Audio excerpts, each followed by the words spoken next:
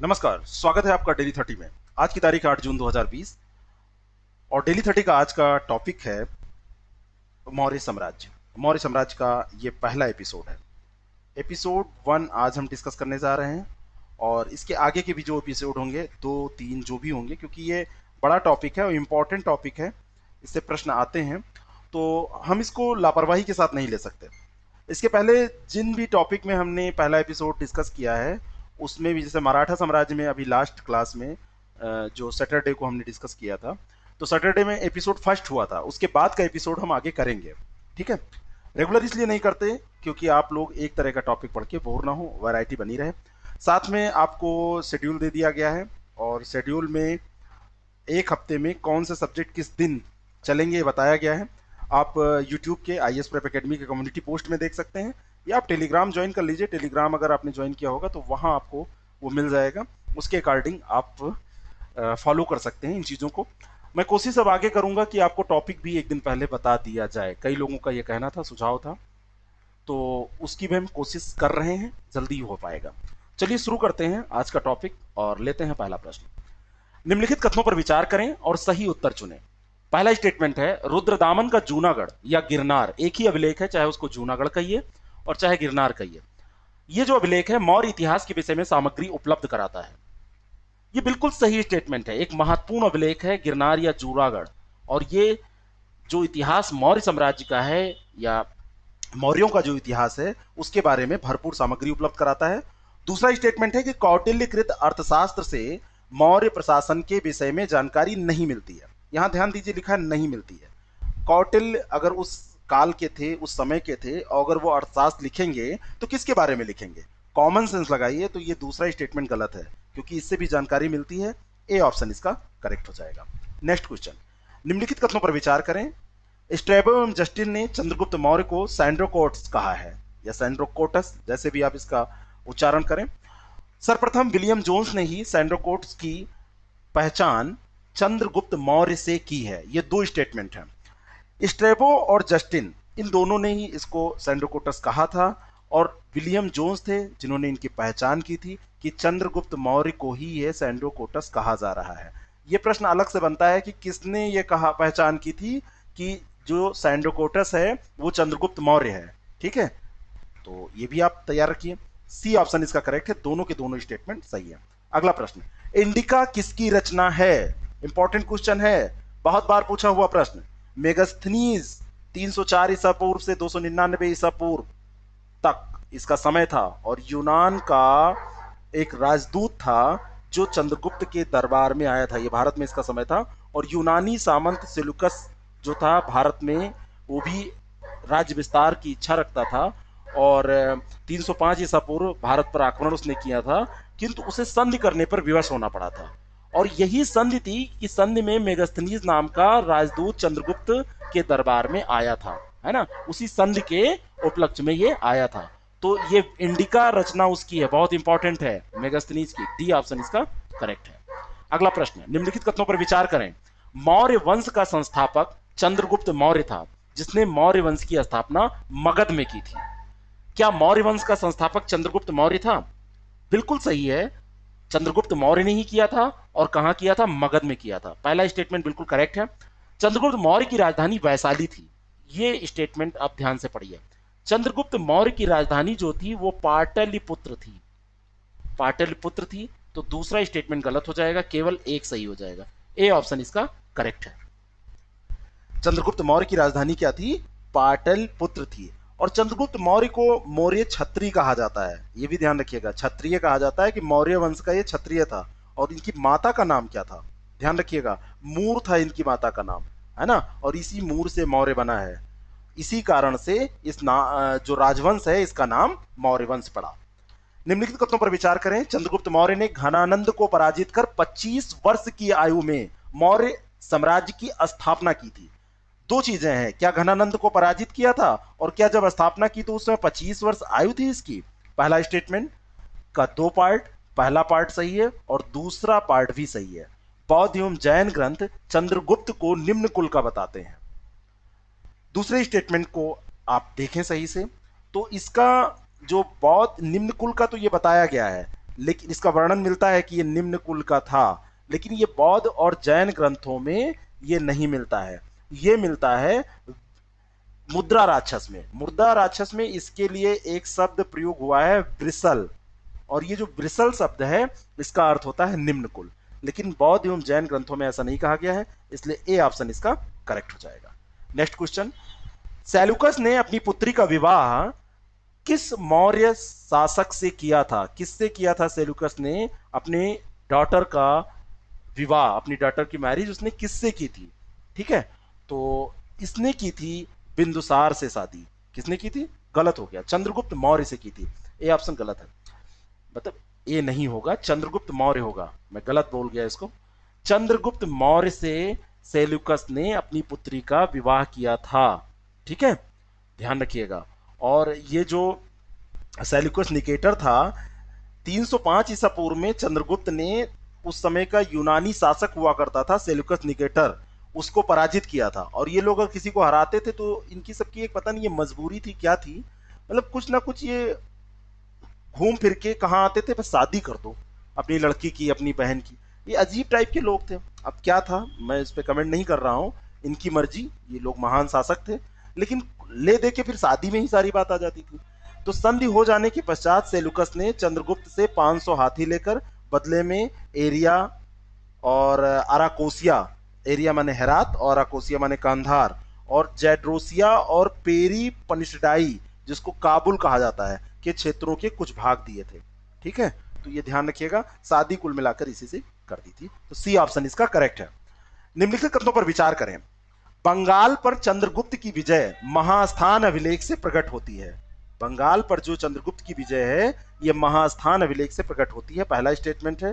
दूसरा है कि जैन लेखों के अनुसार बिंदुसार के शासनकाल के अंत में मगध में 12 वर्षों का भीषण अकाल पड़ा। तो बंगाल पर चंद्रगुप्त की महान विजय जो है यह महास्थान अभिलेख है उसमें वर्णित है, बिल्कुल सही है, ध्यान रखना। अलग से भी प्रश्न पूछा जाएगा तो बिल्कुल आपको गलत नहीं करना है। डेली 30 के क्वेश्चंस करके अगर सुपर 30 यहां से आप नहीं निकाल पा रहे हैं तो मेरा बड़ा दुर्भाग्य होगा और मेरी सारी मेहनत पर पानी फिर जाएगा। मैं चाहता हूं कि एक दिन की डेली 30 की मेरी मेहनत और ये जितने दिन चल रहा है उससे आप उसको मल्टीप्लाई कीजिए, कम से कम उतने लोग यहां से सेलेक्ट हों। मेरी बात आप समझ पा रहे हैं? अगर मैं एक दिन में 4 घंटे इस पे दे रहा हूं, आपको मैं किसी दिन पूरा टाइम से टाइम कितना लगता है टाइम टू टाइम एक वीडियो बना के दिखा दूंगा कि इतना टाइम लगता है इसको बनाने में, तो मैं चाहता हूं कि आप सब सुपर 30 में तब्दील हो जाएं। मेरा ये सपना है कि आप ऐसा पढ़ ले जाएं कि आपको किसी भी एग्जाम में फेल होने की नौबत ना आए, फेल जैसा शब्द आपके लिए रह ही ना जाए। बस इसी सपने के साथ मैं इसको चला रहा हूं। पहला स्टेटमेंट बिल्कुल सही है। जैन लेखों के अनुसार बिंदुसार के शासनकाल के अंत में मगध में 12 वर्षों का भीषण अकाल पड़ा। ये जो बात कही जा रही है कि 12 वर्षों का भीषण अकाल पड़ा, ये तो बिल्कुल सही है, मगध में पड़ा था, लेकिन ये चंद्रगुप्त मौर्य के शासनकाल में पड़ा था, बिंदुसार के शासनकाल में नहीं पड़ा था। तो ये दूसरा स्टेटमेंट गलत हो गया, केवल एक सही हो जाएगा, ए ऑप्शन इसका करेक्ट हो जाएगा। यूनानी लेखों में किस मौर्य शासक को अमित्रोचेट्स या संस्कृत में जिसको अमित्र घात के नाम से जाना जाता है, तो किसको कहा गया है, कौन सा वो शासक था? ये शासक था बिंदुसार। बिंदुसार को अमित्रघात के नाम से जाना जाता है। चंद्रगुप्त मौर्य के पश्चात उसका ये पुत्र था बिंदुसार जो गद्दी पर बैठा।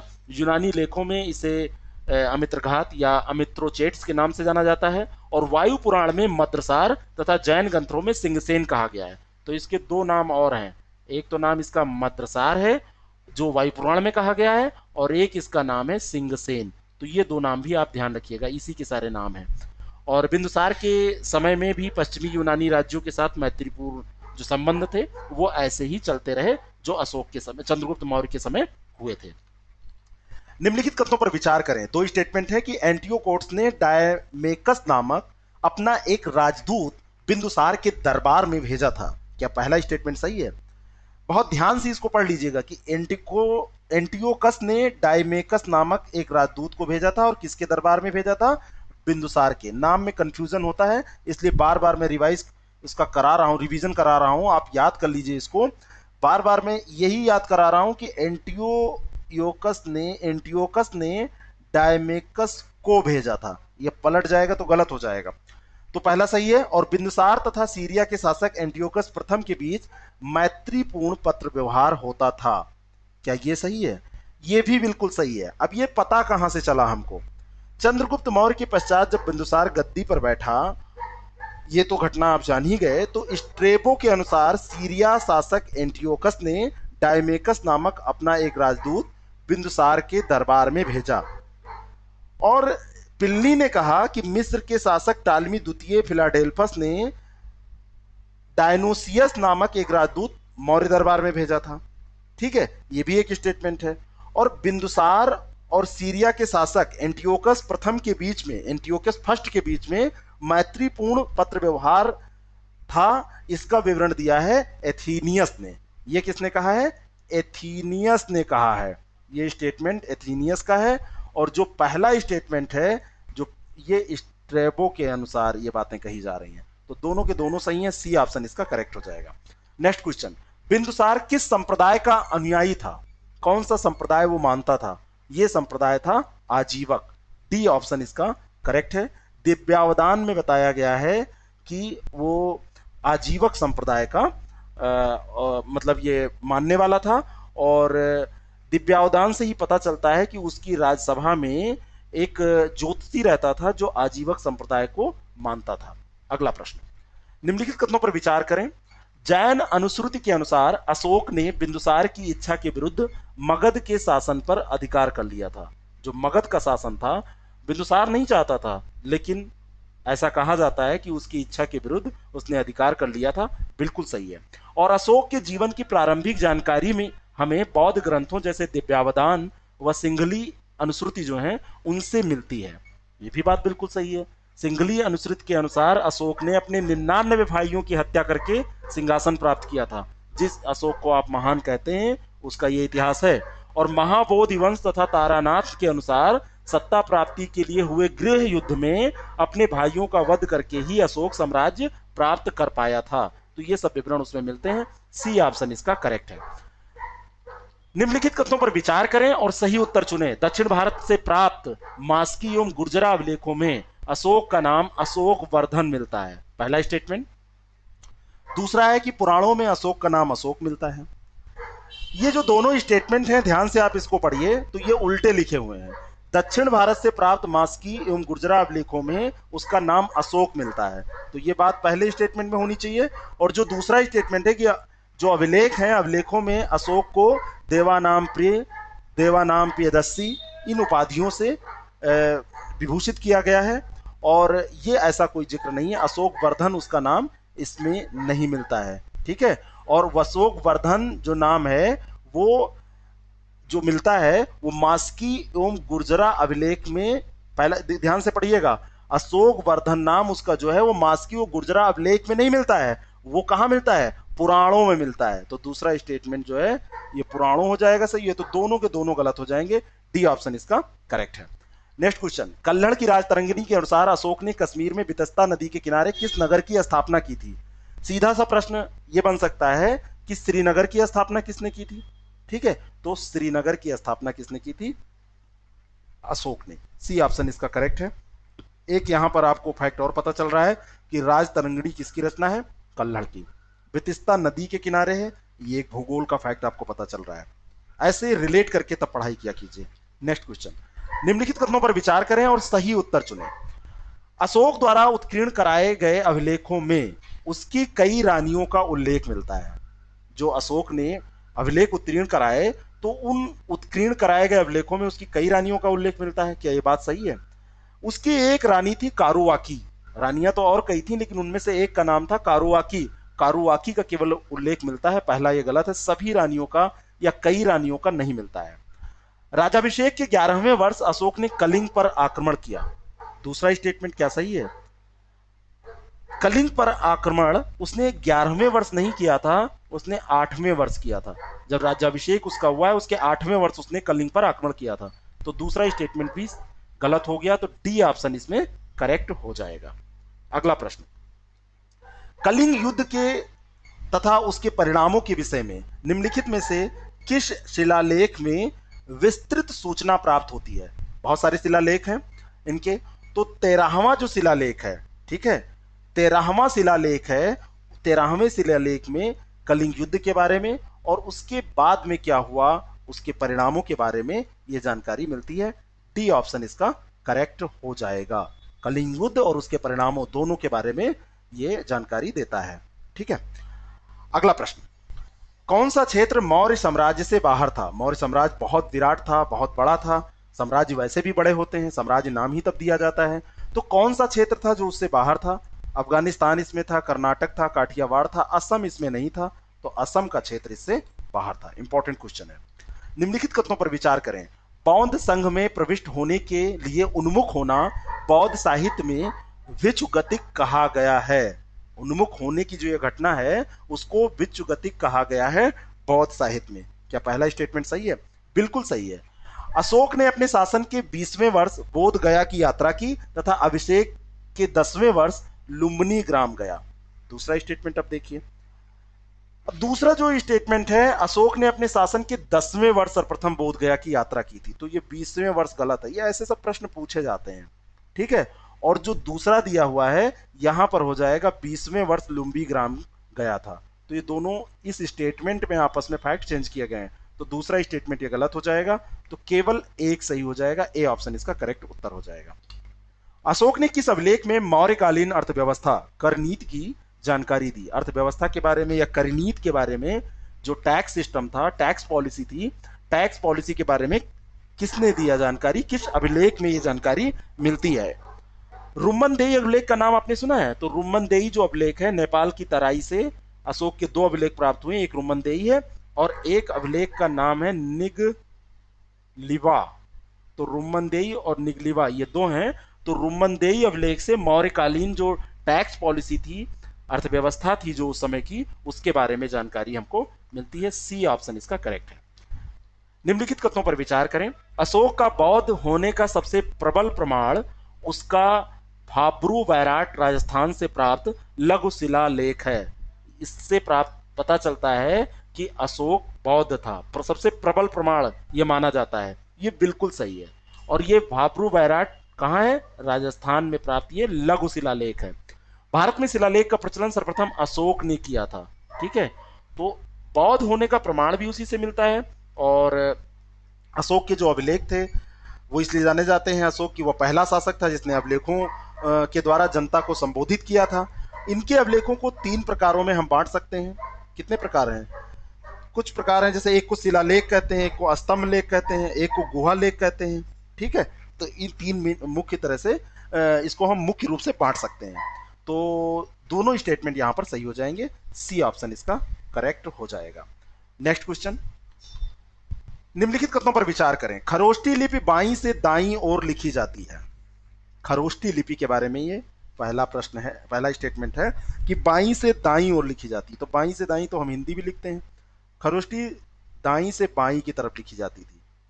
इसके उल्टा ये हमारी हिंदी हो गई, ये हो गई खरोष्ठी। तो पहला गलत हो गया। केवल 2 अभिलेखों शाहबाजगढ़ी तथा मानसेहरा की लिपि ब्राह्मी है। तो इस पे तो सोचना पड़ेगा थोड़ा सा। जो शाहबाजगढ़ी और मानसेहरा है इसकी लिपि ब्राह्मी नहीं है, इसकी लिपि क्या है? खरोष्ठी है। क्या है? खरोष्ठी। तो दूसरा स्टेटमेंट भी गलत हो गया। तो डी ऑप्शन इसका करेक्ट उत्तर हो जाएगा। अब चलिए देख लेते हैं आज के करंट अफेयर के प्रश्न। पहला है, फिनलैंड में भारत के अगले राजदूत के रूप में किसे नियुक्त किया गया है? पीसीएस के लिए बहुत इंपॉर्टेंट ये क्वेश्चन नहीं है, लेकिन कभी कभी ऐसी बदमाशियां हो सकती हैं आपके साथ। पढ़ लीजिए। रवीश कुमार हैं। रवीश कुमार जो हैं ये अनुभवी राजनयिक हैं हमारे यहाँ के और विदेश मंत्रालय के पूर्व प्रवक्ता रह चुके हैं। इन्हीं को फिनलैंड में भारत का राजदूत नियुक्त किया गया है। ये एनडीटीवी वाले रवीश कुमार नहीं है ना, ये भारत विरोधी बात नहीं करते हैं। अगला प्रश्न, महिलाओं और बच्चों के स्वास्थ्य और पोषण से संबंधित मामलों की जांच के लिए 10 सदस्यीय टास्क फोर्स किसकी अध्यक्षता में गठित किया गया है? 10 मेंबर टास्क फोर्स है। किसकी चेयरमैनशिप में इसको गठित किया गया है? इंपॉर्टेंट क्वेश्चन है और इसका काम होगा महिलाओं और बच्चों के स्वास्थ्य और पोषण के बारे में बात करना। तो ये है जया जेटली। बी ऑप्शन इसका करेक्ट है। केंद्रीय महिला और बाल विकास मंत्रालय की नवीनतम अधिसूचना है जिसमें ये गठित किया गया है और जया जेटली को इसका अध्यक्ष नामित किया गया है। ये जो टास्क फोर्स होगी ये शिशु मृत्यु दर कुल प्रजनन दर, मातृ मृत्यु दर, बाल लिंग अनुपात दर, जन्म के समय लिंग अनुपात, स्वास्थ्य और पोषण से संबंधित जितने भी काम हैं, जितने भी मुद्दे हैं, उन पर विचार विमर्श करेगी। ठीक है, तो इसका बी सही उत्तर हो जाएगा। येल विश्वविद्यालय द्वारा हाल ही में जारी द्विवार्षिक पर्यावरण प्रदर्शन सूचकांक में 180 देशों की सूची में भारत का स्थान क्या रहा?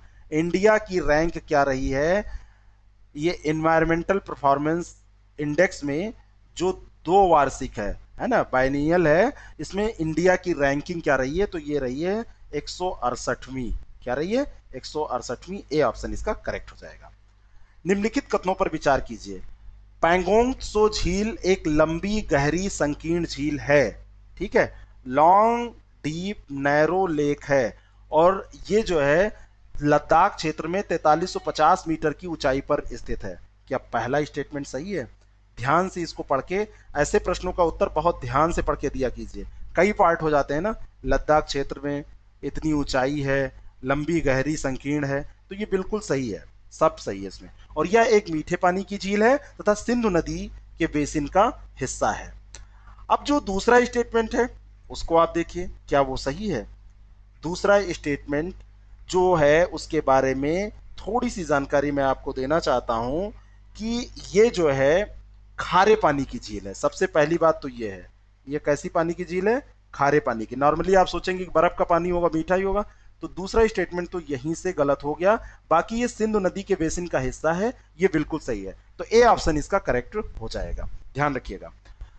हाल ही में पुलिस कर्मियों से संबंधित आत्महत्या और भारतीय घात की घटनाओं को कम करने के लिए स्पंदन अभियान किस राज्य सरकार के द्वारा शुरू किया गया है? कौन सी राज्य सरकार है जिसने स्पंदन कैंपेन शुरू किया है जो कि पुलिस कर्मियों से संबंधित आत्महत्या को रोकने के लिए या इससे संबंधित है? तो ये छत्तीसगढ़ सरकार ने ये पहल की है। और जिला मुख्यालय में मनोचिकित्सक होंगे, मनोवैज्ञानिक होंगे, जो अवसादग्रस्त, जो टेंशनाइज्ड अधिकारी और कर्मचारी होंगे, उनको परामर्श और चिकित्सा वो प्रदान करेंगे। सी ऑप्शन इसका करेक्ट है। नेक्स्ट, छत्तीसगढ़ के राज्यपाल कौन है? ये आपको बताना है। आज का ये प्रश्न है कि छत्तीसगढ़ के गवर्नर कौन है, ये बताइएगा, उत्तर जरूर दिया कीजिए। और हाँ, मॉर्निंग में एक और अपनी 5 मिनट 6 मिनट की क्लास होती है जिसमें एक टॉपिक उठा के उसके बारे में छोटे छोटे प्रश्नों को डिस्कस किया जाता है। जैसे आज का उसमें टॉपिक था कि कौन सा टॉपिक था, कई लोगों ने देखा होगा, विश्व महासागर दिवस। इस प्रश्न से ही मुझे याद आया। तो 8 जून को प्रत्येक वर्ष विश्व महासागर दिवस मनाया जाता है। तो अगर विश्व महासागर के बारे में आप सब प्रश्न देखना चाहते हैं, सारे प्रश्नों को देखना चाहते हैं, तो आप एक सुबह की 5 मिनट की क्लास देख लीजिएगा। डेली वो आती है, जल्दी उसका टाइम और सब सेट कर दिया जाएगा। सब आप लोगों के लिए ही किया जा रहा है। ठीक है, तो ये किस वर्ष से शुरू हुआ था, ये प्रश्न यहाँ पर आपसे पूछा जा रहा है। तो यहाँ पर दो चीजें आपकी तैयार होंगी कि 8 जून को ये मनाया जाता है और ये इसकी शुरुआत हुई थी 2009 में। संयुक्त राष्ट्र ने यह फैसला लिया था, लेकिन इसकी जो मीटिंग हुई थी, जब इसका प्रस्ताव रखा गया था 1992 की रियो दी जेनेरियो वाली जो मीटिंग है, आप इसके बारे में जानते हैं, जिसको अर्थ समिट के नाम से जाना जाता है। तो अर्थ समिट के नाम से जिसको जाना जाता है, उसी में इसका प्रस्ताव रखा गया था। लेकिन बाद में 2008 में इसको मंजूर किया गया और फिर 9 से ये मनाया जा रहा है और संयुक्त राष्ट्र संघ महासभा के द्वारा ये प्रस्ताव पास किया गया था। डी ऑप्शन इसका करेक्ट है। अराइज पहल संबंधित है, किससे संबंधित है? ARISE, ये जो पहल है ये अटल इनोवेटिव मिशन से संबंधित है। किससे संबंधित है? अटल इनोवेटिव मिशन से। और अटल इनोवेटिव मिशन ने अभी क्या किया है, council of scientific and industrial research CSIR और अटल इनोवेशन मिशन ने आपसी हित के क्षेत्रों में इनोवेशन और उद्यमिता की संस्कृति को बढ़ावा देने के लिए मिलकर काम करने का फैसला लिया है, इसलिए ये चर्चा में आया है। ए ऑप्शन इसका करेक्ट है। और ये जो लोग मिलकर काम करेंगे, ये दोनों संगठन, तो विश्व स्तर के जो स्टार्टअप हैं और जो ये नवाचार जिन क्षेत्रों में हो रहा है, उनको ये समर्थन प्रदान करेंगे, सुविधाएं प्रदान करेंगे। अगला प्रश्न, #ICommit भारत के किस केंद्रीय मंत्रालय द्वारा शुरू किया गया एक अभियान है? किस मंत्रालय ने इसको शुरू किया है #ICommit? ये ऊर्जा मंत्रालय का अभियान है। केंद्रीय ऊर्जा राज्य मंत्री RK सिंह है इस समय और स्वतंत्र प्रभार जो हैं, और ये इन्होंने विश्व पर्यावरण दिवस के अवसर पर हैशटैग आई कमिट अभियान की शुरुआत की और इसका उद्देश्य है कि सरकार, कारपोरेट्स और कई जो संगठन हैं, थिंक टैंक हैं और अन्य जो व्यक्ति हैं, सभी हितधारकों को एक साथ लाना और भविष्य में एक मजबूत और टिकाऊ ऊर्जा प्रणाली को बनाना। तो ये ऊर्जा मंत्रालय का ये पहल है, उसकी पहल है, ध्यान रखिएगा। बुकलेट कोविड 19 के समय में सुरक्षित ऑनलाइन शिक्षा को, बुकलेट एक है कोविड 19 के समय में सुरक्षित ऑनलाइन शिक्षा, इसको एनसीईआरटी ने किस वैश्विक संगठन के साथ मिलकर तैयार किया है? एनसीईआरटी ने तैयार किया है, पहला ये फैक्ट आप जान लीजिए, ये बुकलेट है, एनसीईआरटी द्वारा तैयार की गई है और इसको यूनेस्को के साथ मिलकर इन्होंने तैयार किया है। बी ऑप्शन इसका करेक्ट है। किसके साथ? यूनेस्को के साथ मिलकर इसको तैयार किया गया है। आज का दूसरा प्रश्न, यूनेस्को की फुल फॉर्म आप बताएंगे, हिंदी या अंग्रेजी, जिसमें भी आप बताना चाहेंगे। और अंतिम प्रश्न है आज का, भारत ने किस अंतरराष्ट्रीय मंच पर एक निर्वाचित सीट को सुरक्षित करने के लिए पंचशील अभियान का अनावरण किया? भारत के विदेश मंत्री कौन है? एस जयशंकर। उन्होंने संयुक्त राष्ट्र सुरक्षा परिषद में एक निर्वाचित सीट को सुरक्षित करने के लिए अपने जो अभियान है उसके लिए देश के पंचशील सिद्धांतों का शुभारंभ किया है। इसमें 5 बातें हैं, वो ध्यान रखिएगा। सम्मान पहली बात है, गलत लिख गया, सम्मान। दूसरी है संवाद। तीसरी बात है सहयोग, ये पहला काट दीजिए। तीसरा है सहयोग और एक है शांति, सब सा से ही है। और अगली जो अंतिम बात है वो है समृद्धि। ये पंचशील सिद्धांतों के 5 अंग हैं, आपसे पूछे जा सकते हैं और मेंस के लिए बहुत इंपॉर्टेंट हैं। जल्द ही हम आपके लिए, हमारे किसी बहुत खास ने कहा है कि ऐसा करना चाहिए, तो हम उसको करने की कोशिश कर रहे हैं। क्या करने की? मेंस के लिए कुछ प्रोग्राम आपके लिए लाने की। तो अब वो कब हम कर पाएंगे, कोशिश तो जारी है। तो मेंस के लिए भी इंपॉर्टेंट है। यूनेस्को के साथ ये जो पंचशील अभियान है ये किसके साथ मिलकर किया है? अनावरण नहीं, ये बात नहीं है। भारत ने किस अंतर्राष्ट्रीय मंच पर एक निर्वाचित सीट को सुरक्षित करने के लिए पंचशील अभियान का अनावरण किया है? तो किस अंतर्राष्ट्रीय मंच पर? मैं पिछले प्रश्न में पहुंच गया था, कभी कभी मैं भी थोड़ा सा बहक जाता हूं। तो ये संयुक्त राष्ट्र सुरक्षा परिषद, मंच कौन सा है? संयुक्त राष्ट्र सुरक्षा परिषद, वहां पर ये अनावरण पंचशील सिद्धांत का किया है। उसके ये पार्ट है कि एक सीट उसको मिल जाए भारत को। और इस साल का 17 जून जो है ये इंपॉर्टेंट है भारत के लिए। चुनाव होने हैं। भारत एशिया प्रशांत समूह का एकमात्र समर्थित उम्मीदवार है और एक बार फिर से वो चुना जाने वाला है। मैंने आपको बताया था कि 7 बार पहले वो रह चुका है और 8वीं बार वो अस्थायी सदस्य के रूप में, ठीक है, चुना जाएगा। किसकी? जो संयुक्त राष्ट्र सुरक्षा परिषद है उस काउंसिल में 5 अस्थायी सदस्य होते हैं, 10 अस्थायी होते हैं, तो अस्थायी वाले में वो चुना जाएगा। कैसा लगता है आपको मेरे साथ ये डिस्कशन? जरूर बताएं। आप अपने विचार शेयर करें और मेरे सपने को साकार करें, जो सपना मैंने इस डेली 30 के लिए देखा है, आप लोगों के लिए देखा है। और मुझे और कुछ नहीं चाहिए, बस आप पढ़ते रहें सही से। बाकी सारी इंफॉर्मेशन वही है। अगर आप PEO, RO, ARO और UPPCS 2020 का एग्जाम दे रहे हैं, अगर आपको चाहिए प्रैक्टिस सेट टेस्ट सीरीज, तो आप कांटेक्ट कर सकते हैं 6307281212 पर। व्हाट्सएप कीजिएगा, आपको जानकारी मिल जाएगी। आपकी इच्छा होगी तो उसका लाभ उठा सकते हैं। ये संदेश पूर्ण रूप से मेरी टीम की तरफ से रहता है, मेरी तरफ से कोई दबाव नहीं है। क्वालिटी ओरिएंटेड मटेरियल है, आपकी तैयारी को काफी आगे वो बढ़ाएगा, ये मैं कह सकता हूँ। Thank you very much.